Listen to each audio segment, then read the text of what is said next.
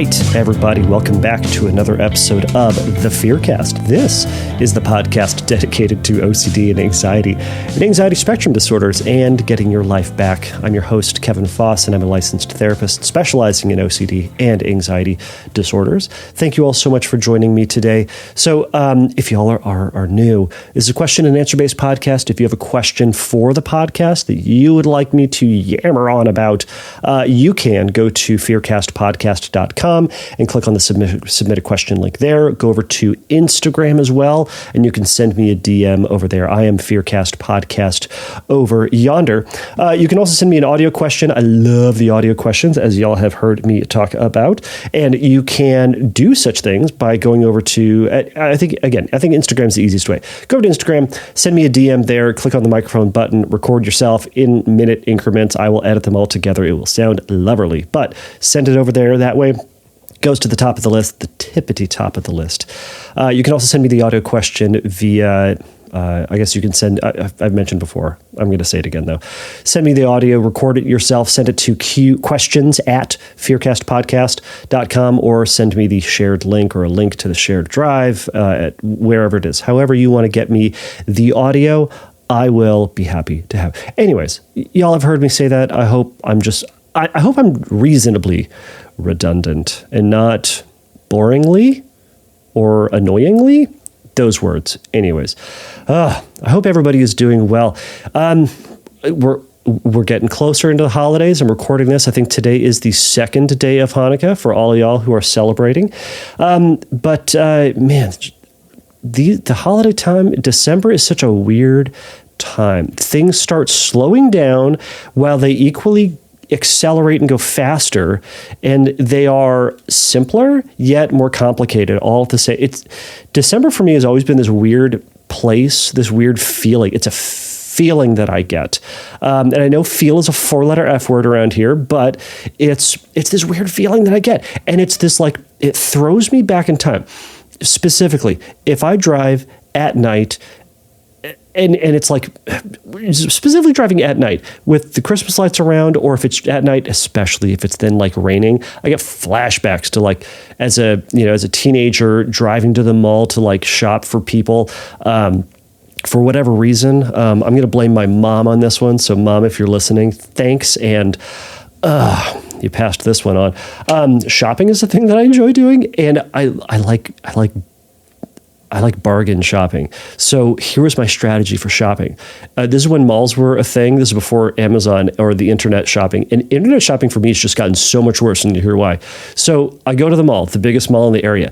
I start at one store. I have an idea of what I want. I find it in a store that I go, okay, it costs X amount of money. And then I proceed to go into pretty much every store up and down the mall and compare the price for all of it. And then once I do, now I decide, now I make a decision and I move forward with it, execute the plan.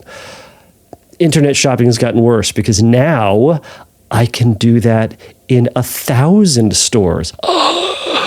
And I can find the best price and the best version of it. So for the person that I'm shopping for my family's Secret Santa, just know I delight in spending way too much time searching way too many things. So anyways, it's my excitement. It's where I get to put my mental energy in looking for just the right thing and comparing and contrasting. Oh my gosh, it's so much fun. And that is the difference between an egosyntonic behavior and an ego-dystonic behavior.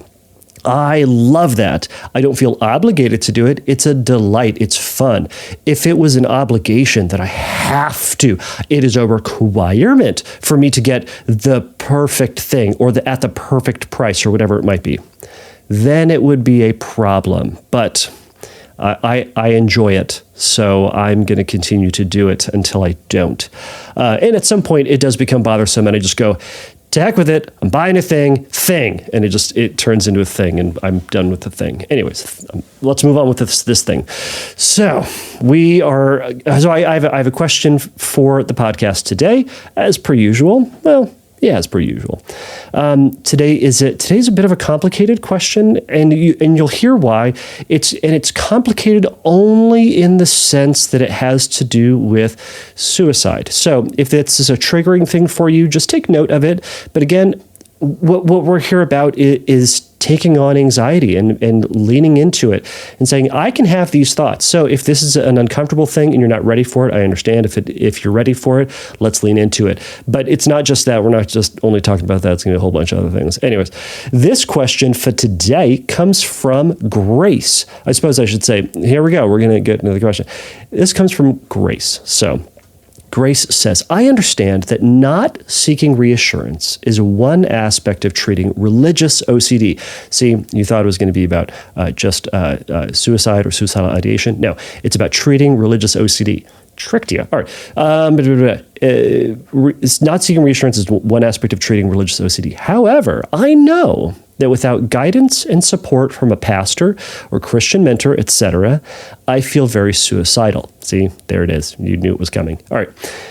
Talking about treating religious OCD is extremely scary for me because part of treatment, and they say in parentheses, not having reassurance, they go on to say, causes me to be suicidal. How can someone with religious OCD be treated safely and with a method that will not put them in a frame of mind where their life is at risk? So, Grace, thank you so much for this question. So, treating religious OCD it can be tricky, but it's something that I have a particular heart for, particular interest in.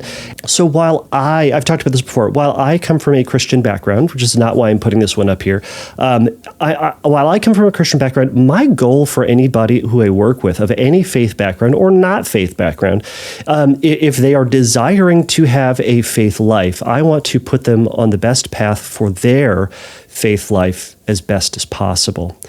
And I know it can be a wonderful thing, spirituality, religion, and it can also be a terrible thing when it is hijacked by anxiety and twisted around by OCD. So I have a particular interest in this, and Grace, thank you so much for sending this in. So this question it has a lot of facets to it, and Grace, I can imagine the idea of moving forward with treatment is super scary, especially it sounds like I'm going to read into this and say you've sought treatment and suicidal ideation has popped up. Now, first off, if you are genuinely having suicidal thoughts, and to anybody out there, I would encourage you, go to the nearest emergency room, call a therapist, go to a hospital, talk about these things, get the help and the care that you need. I mentioned at the end of every show that if you need a little bit of help in your recovery, go over to fearcastpodcast.com and there's a button that's Find Help. I have some links there that can be helpful for anybody who is struggling. And Grace, I would encourage you to follow through on some of that if you are in fact struggling with this. However, I'm also going to read into this that you're in a state, Grace, where you want to do treatment. However, you also don't want to have these suicidal thoughts. So for some, and maybe Grace, you're this, that you're saying, I'm going to kind of hold in place and kind of white knuckle this because while I want to get better, boy, I don't want to have those thoughts. So in order to not have those thoughts, I have to have these thoughts. And you're in this stuck place and it feels like there's no really good way. So Grace, I'm going to try to do my best to offer some encouragement in today's episode. Hopefully you hear it. Hopefully it points you in a direction that you can feel confident in moving forward.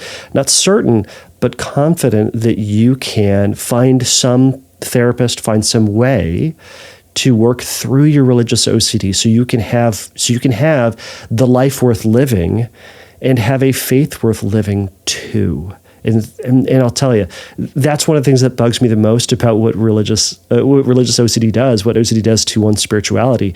It makes their faith life not worth living. And it's a disaster. So I'm going to do my best And I'll say this at the front end, Grace, if you have questions or comments or follow-ups, send me a message again over at Fearcast Podcast, or send me a message over at Instagram, and I'll be happy to add those or get back to you on that, or try to point you in the best direction. So also, I should say as well, none of this that we're talking about here is in fact therapy. This is conversation about therapy. So podcasts are weird things, everybody. It's a weird thing to say, all right, we're going to talk about therapy stuff, but this isn't therapy. As I say at the end of the show, it's not a substitute for psychotherapy. It's information that hopefully can point you in the right direction, kind of give you a mindset about talking about this with your therapist or with friends or with people who care about you, to kind of wrap your head around a way to orient your progress or orient what you do in a healthier direction. All right, maybe I've put too many caveats on this, but I hope it makes sense. All right, here we go. We're going to just buckle down. So, as a primer, religious OCD, also known as religious scrupulosity, or just oftentimes scrupulosity, or however people want to pronounce it. Scrupulosity gets butchered in any number of ways, but either way, I'm probably butchering it for somebody. Kevin doesn't know how to pronounce that word. He's ridiculous, I assume, is what people are saying. It is OCD that the theme has latched onto one's spiritual life. Now, we've talked about moral scrupulosity. And the thing about scrupulosity, you're being scrupulous. You're being very specific, and you're pulling things apart, and you're trying to be exacting about one's faith. I know I've talked about in the past, religious OCD can sometimes be thought of as relationship OCD with God, or relationship OCD with your higher power or with your spirituality. So it again, at the end of the day, it is OCD, but the theme is about one's spirituality. We still treat it in the same way, using cognitive behavioral therapy, exposure and response prevention, and mindfulness-based approaches. Now, there are, of course, different approaches that we've talked about in the past that can be helpful. However, I'm going to approach it from this perspective, at least thus far. We'll see if I throw anything else in there. It's very possible I do that. Okay. So as we're moving through this, Grace, whenever I work with someone with Scrup, I do want to incorporate their faith into the treatment. So just from a OCD perspective, when I'm working with it, I want to incorporate someone's faith. Even if I'm working with someone who is an identified Christian, let's say they are, let's say they're Protestant, which I am. Let's say that they are closer to a denomination that I happen to be going to. The denomination system is ridiculous, but that's a separate conversation. Anyways, even if I think I have an idea about where they're coming from, there's a bajillion different ways to practice Christianity. Now, I'm picking on Christianity again today because that's what Grace's question is, but this would be a conversation we'd still have if someone was Jewish or Muslim or any other religion that happens to be out there. So, but we're picking on Christianity because Grace asked about it. Okie dokie. So I want to incorporate someone's faith in that. A really, really good way to do that is to also rope in somebody's pastor or someone's, as you said, Christian mentor, someone who you trust, who can understand both the faith, who cares about you, and who understands what OCD is. So often I hear people will say, man, I went to my pastor to talk about these obsessions, and you know what? They told me I need to pray more. Or they told me I need to be in the Word more so I can strengthen my faith. Or I need to pray, or this doubt that someone is experiencing is a result of faulty or lacking or whatever faith. So they need to square that up and strengthen that. And that is preposterous. The folks that I've worked with who have religious OCD, generally speaking, have incredibly strong faith, and that is one of the reasons why OCD has latched onto it. So anyways, back to it. Part of treatment is I do want to rope someone in who understands the faith and understands OCD. Now, when we're working with this, we're going to try to figure out what are the obsessions about? What is the fear related to? And oftentimes they can be, a worry that you have committed some type of sin, you've committed some blasphemy, that there is a lack of faith or not enough faith or not the right kind of faith. Maybe there are these intrusive thoughts of sexuality or violence or blasphemy or something that feels like it's causing a wedge between you and God or you and your faith. And that can all be terrifying. It can feel like it's undermining the security of one's faith. So compulsions come in to try to eliminate the doubt, secure faith, and to ensure that one's relationship with God is square and is good, right? But what we find is the more compulsions that somebody does, the less connected they feel, the more struggle they have, and it feels like it widens that chasm between you and God or you and the right kind of faith. And that's where OCD can feel like it gets problematic. So, Grace, you are right that in treating religious scrupulosity, any other type of OCD, we want to pull back on reassurances. However, there are some reassurances or assurances, or however you want to call them, that are going to happen earlier on in treatment. And oftentimes when I'm treating religious scrupulosity, that there's going to be, as Alec Pollard talks about, if you've ever seen him give a talk, and next time you go to the IOCDF conference, please, everyone out there, go see his talk on religious scrupulosity. He's often on a religious scrup panel, and he's one, hilarious, and two, very knowledgeable. So, but one of the things he talks about is that he says there's going to be, in CBT, there's going to be a lot more on the front, like cognitive on the front end, before you get into the behavioral. There's going to be a lot more conversation, a lot more discussion about faith and about what it means to you and about the impact of it and how you relate to it, your history with it, all of that. All that is going to be more on the front end before exposures than the average treatment. And a lot of times we want to rush into exposures because we see videos, or we listen to podcasts, and we know that exposures are important to recover from OCD.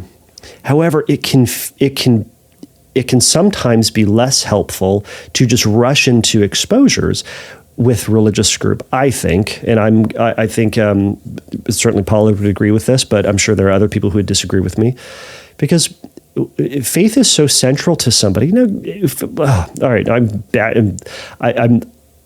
now in my head, I'm going, oh my gosh, someone's going to hear this and go, Kevin thinks that religious scrup is so much more different and important, and then all these other things, they aren't important or central to people's lives, like their relationship or whatever. Okay, I'm going to talk myself out of it. If you guys, whatever. All right. So one's faith is very important, and there can be a lot of resistance to then going along with treatment unless one's faith someone feels heard, understood, seen, and cared for, that I, the therapist, show that I care about your faith and you having the right kind, or not the right kind of faith, having a healthy faith moving forward in this. The fear that a lot of people have is they're going to go see a therapist and they're going to say, you need to abandon the faith. That's what's going to fix you. Or they're going to try to undermine you or ask you to do things that are blatantly blasphemous. And that does not fit into a spiritually sensitive method of treatment for OCD. So to your question or to your comment about treatment for OCD seems scary because of the lack of reassurances. I would love to know what you think about that or what you mean by that, but we're going to be talking a lot about your faith and how it's working and how it's not working, what you're wanting out of your faith, where things are not working for you, and sometimes that can be due to a misunderstanding of a passage or a concept or a doctrine. It can sometimes be a mismatch of different religious backgrounds. I've worked with folks who they kind of hold themselves to the standard of different and sometimes conflicting kind of religious backgrounds. So sometimes, like a basic example would be, Catholic and Protestant, right? Both Christian, but they can have different emphases on different things. And if we need to be playing by the same rules, essentially. Kind of within the system of each faith, there is, and this is, again, I'm stealing this from Alec Pollard. I would love to have him on. If you know Alec Pollard and you want to just put a little worm in his ear that he should be on the podcast, you should do that. I would think that would be awesome. But he says that not everyone in every faith is scrupulous. So other people are finding a way to do it. So there is, and he'll say that there's, for every faith, there is a way out. I don't think he said it like that, but there's an out. If there is a sin, there is an atonement process.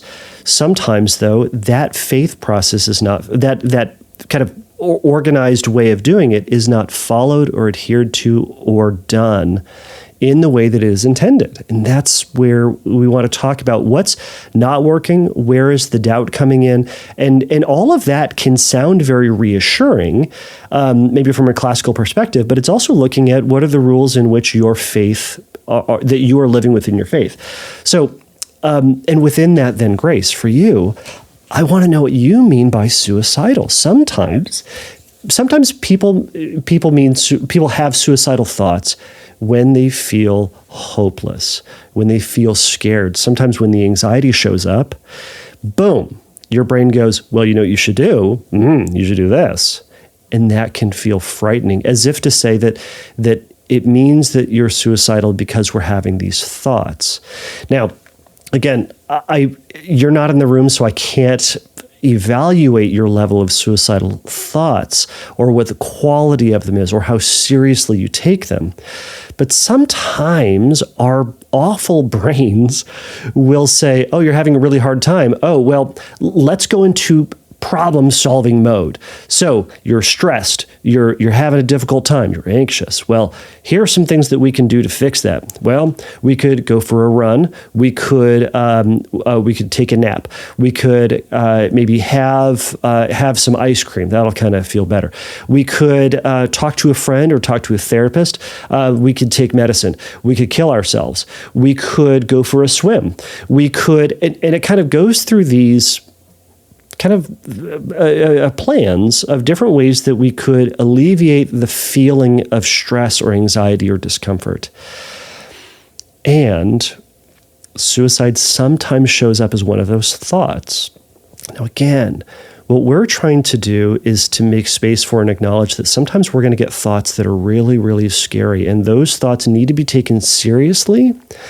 So this is where I would encourage you, Grace, or anybody else who has these thoughts, bring them up with a therapist. I know a big fear that people have with bringing up suicidal thoughts is they go, well, I'm going to talk to my therapist. They're going to immediately throw me into a hospital.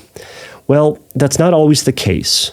So, and sometimes it's to ensure safety, to ensure your safety. I've made this joke before. My job is to help you get back to a life worth living, and it's a lot easier to do that when you're still alive. So I want to help you continue to live so that you can get over this stress, this anxiety, this obsession to have that life worth living. Okay, so your brain going back to this idea that your brain is just problem solving. Maybe it is. So maybe we can say, hey, brain, I know you're looking out for me. I know you're thinking, man, Grace is stressed out. Grace hates this stuff. How do we get rid of this pain so we can get back to a better place? You know, I'm going to make this recommendation. We can say, look, brain, it's not my interest. It's not my value. It's not what I want. And Grace, it's not what you want. You've told me. So can we make space for it and address that? Can we address what you're doing to connect with people, to deal with that thought? Anyways, that's a whole separate conversation that is going to be useless for me to have at this point because I can't assess. And that's also not the point of it. That's something to talk about with your therapist as you're going through this. Now, any really good, sensitive therapist is going to take both of these things into account: your religion, your spirituality, and these thoughts. Bring these up as early as you can in an assessment with a therapist. Say, here is my hiccup. Here is why I'm afraid to do this. And they're going to say, okay, thank you for sharing. And we're going to be cautious through this. We're going to be aware of when those thoughts show up, and we're going to address those when they arise. And we're going to talk about those.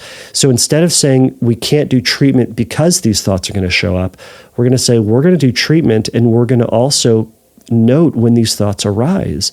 And we're going to say, when we're going to kind of sit with and observe what brought that feeling up, what brought that stress up, what brought that thought around, that, and how seriously are you taking it? Are you saying, yes, I absolutely need to do this right now? Or are you saying, this thought popped up into mind, right? And that might help guide what it is that you do subsequently in treatment. So how can someone with religious OCD be treated safely and with a method that will not put them in a frame of mind where their life is at risk? Well, number one, a ton of communication and self-awareness of when this thought arises. When this thought arises, you're going to share it with your therapist, and they're going to be sensitive. Hopefully, they're going to be sensitive in the process, and respectful of the thought and respectful of faith, while pausing as necessary to address it and to keep moving forward. So, but you also said, how am I going to do this without getting into this frame of mind where your life is at risk? Okay. What if in treatment you say, I expect that I'm going to have these thoughts. I don't want them. I don't want to follow through with them. In fact, it's the last thing that I want to do.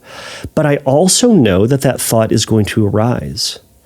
So if we can say this is an expectation and not a surprise, and not something that you're desiring to do, we can almost treat it as a phenomenon. Oh, maybe that's the wrong way to say it, but we can say, I expect it's going to happen. So often we talk about, like, all right, I want to be able to just give a talk, or I want to be able to ask someone out on a date, but I don't want to feel nervous to do it.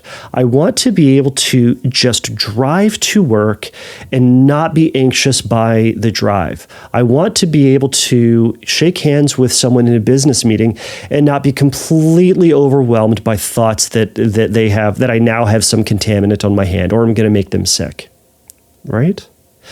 In an ideal world, we could snap our fingers and you wouldn't have that. However, what if we were to treat that as something that you and I can anticipate? We know that, I'll put it this way. I'm planning on going to Disneyland tomorrow. I know that when I go, I'm inevitably going to be annoyed by the way that Disneyland is now structured in its line system and its all sorts of stuff.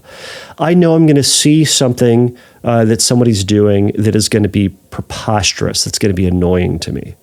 I know I'm going to be tired, and I'm not going to want to, I know I'm going to get crabby with everybody around me, because that's kind of what happens, and that's something that I need to deal with. But there are these expectations. I know that these things are going to happen, and I'm going to go and do those things anyways. I've talked about before, whenever I give a talk at a conference, I know I'm going to have a worry that it's going to completely destroy my career, completely destroy my reputation. I'm going to say something and do something that's just completely awful and backwards, and I'm going to be run out of town or tarred and feathered or wherever it might be. I know that thought's going to be there. And yet I continue to do it. Not because I want those things to happen, not because I say those things are good, but because I say to myself, that's my brain going into left field. That's my brain maybe saying, here's the worst thing that could happen. So think about that, Kevin. Consider that. Maybe be cautious or worry about this, so that you make sure that this doesn't happen. Because, gosh, wouldn't this be awful if this were to happen? Yes, it would be awful if that were to happen. However, it's exceedingly unlikely. It is, I can't say never, right? But I can say it's really unlikely to happen. It's never happened in the past before. It's never even gotten close. So why would I think that this time would be different? Same thing here, Grace. I wonder if it can be said, this is a thought that I'm having. I know it's going to be there, and I can point it out when it arises. But that's not me. That's my thought. Thanks, brain, for the thought. However, I'm going to continue to do treatment, not this thing that you suggested. So thanks, bro. However, I'm going to redirect over here, redirect my focus and my efforts and my energies this way. So, and this is one way to think about it, Grace. If you were in my office and we were talking about it, we might have a different strategy. And it would obviously depend on your genuine level of suicidal thought and consideration. But we can sometimes treat those thoughts in that way rather than saying, well, because I have this thought, I know that this is not for me. Because I have this thought, I know treatment is not for me, and I'm therefore never going to get better. It leads to hopelessness or resentment and depression and nothing fun. So I want to offer this sort of way. And I've meandered around, and I'm sure there are lots of other things I might say. In fact, whenever I have this conversation, I tend to then talk for a couple more minutes about different things that you can do, which actually I'm going to do right now. Another way that I like to think about treating religious OCD is instead of doing weird things, instead of doing off-the-wall things for treating religious OCD, you know what I actually want you to do? I actually just want you to, in your case, do Christian stuff. I want you to be reading the Bible, going to church, going to groups. I want you to be praying. Now, we don't want you to be doing those things in compulsive ways, excessive ways, things that are outside of what the average person would do, or things that are outside of what you would want to be doing, or you in your ideal faith life would be doing. What OCD does is it takes our faith and turns it into something that is outside of what the average person would do. And that's where that's partially compulsion, or it's avoidance. So instead, we're going to say, I'm going to do the thing that I want to do. And it may be, praying every day. Great. We're going to pray, though, in a non-compulsive fashion. We're going to pray in a way that's consistent with the vast majority. As Ted Witzig says, 85% of the people in your church group would do it. You're going to read the Bible in the way that the average person would do it. You're going to go to church in the average way, right? With, error bars in there and flexibility and all that stuff as well. But being consistent with that, and with that means when there is an infraction or a mistake or a sin, you're going to do the things that the average person would do, not what OCD says you have to do, but what does your faith say you have to do? And what does your faith say about God in that process? Does God know you? Does God love you? Does God know your intentions behind things? If that's the case, trust that God knows those things, rather than trusting what OCD says, which is, I need to be the person in charge. I need to ensure my salvation. I need to ensure that God knows my intentions. If we're trusting, if we believe that God actually does know your intentions and who you truly are, then we're trusting that God knows your intentions. It's the obsessive doubt that pops in that says, God doesn't know. Somehow we're pulling a fast one on God. Somehow God doesn't know you truly. And that thought that you had, he's going to think that one's the real thought. That's a thought from OCD. Push that one to the side. We're going to say, I'm trusting myself and trusting what I believe to be true. And historically, I believe to be true. Even though there's that doubt, I'm going to trust and move forward in that fashion. And that's easier said than done. I fully recognize that. And there's a plan to be able to build, or a plan that you can do to build with your therapist on how to do that. But Grace, that is one way that you could go about treating your OCD in a safe way, not having those thoughts, maybe having those thoughts too, but being thoughtful, mindful, and in anticipation of those thoughts as you move forward in treatment. So I really encourage you or anybody else out there that if you're struggling with this, and if this is kind of the crux that you're in, talk to your therapist. Talk to a therapist about this and try to find someone who feels like they care about you, care about your mental health and care about your religious and spiritual health, because all of that is vital, because all of that is you. And that's what we're working toward. So I know it's a lot to think about. I know that's very quick to go over, but hopefully it all makes sense. So Grace, I'll leave it here. So I'll slide in the music here. Thank you all, everybody, so much for joining me today. Hopefully this has been helpful. Hopefully I didn't meander too much in my answer. If you wanted to add something, if you felt I missed something, feel free to send me a message over at fearcastpodcast.com or over at Instagram. And please remember, everybody, again, this is not a substitute. The Fearcast is not a substitute for psychotherapy. If you need help, a little bit of guidance, go over to Fearcast Podcast, click on the Find Help link, and there'll be some links for you there that will point you in the right direction. So until next time, everybody, take a risk, challenge yourself, and don't take your brain too seriously. Bye.